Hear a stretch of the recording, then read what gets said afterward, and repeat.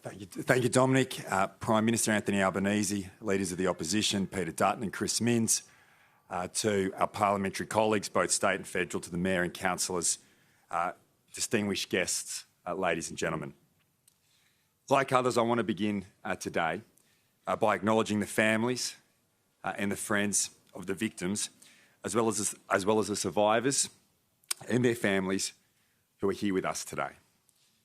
This anniversary, this commemoration, this day, belongs in a special way to the people who were directly affected. This day belongs to the survivors. It belongs to the 202 people whose lives were taken, including 88 Australians, almost half of them from here in New South Wales.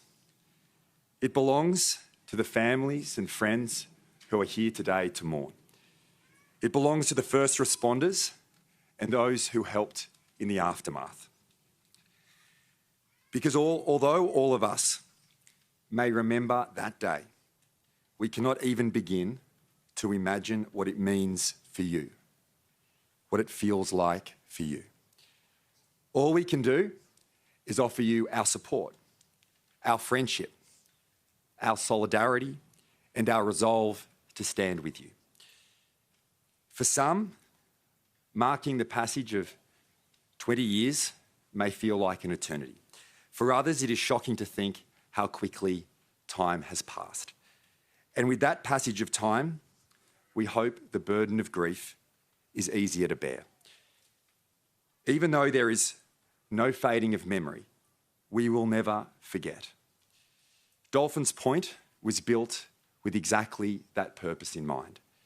From its plaques to the sculpture to the stunning scenery of our coastline, this memorial is an invitation for all of us to remember.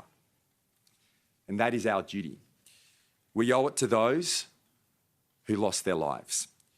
We owe it to the heroic men and women who rushed to help, ordinary people who did extraordinary things. And we owe it to the people of our nation and future generations, and it's great to see so many school children here today, to never forget that peace and freedom are fragile and precious. Because it was our freedom, our democracy, our egalitarian way of life that the terrorists sought to destroy that day by taking the lives of innocent victims. Their goal was to instill fear into the hearts and divide us as a people. But they did not understand that our hearts are bigger and that our resolve has only grown stronger. The terrorists did not succeed in their goal. In the aftermath of the attack, we witnessed an outpouring of kindness, of courage and hope from all Australians and from people right across the world. A show of love and unity far greater than terror. And today, our nation remains a vibrant and welcoming society, a bastion of freedom, democracy and peace. Our relationship with Indonesia, the Consul General here today, is productive and strong. Our future is brighter than ever. But today we resolve to take none of that for granted. That is our responsibility as a people to the victims and to their families whose grief remains.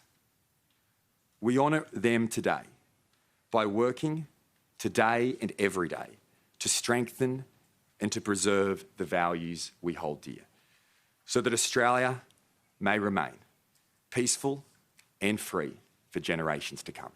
Thank you.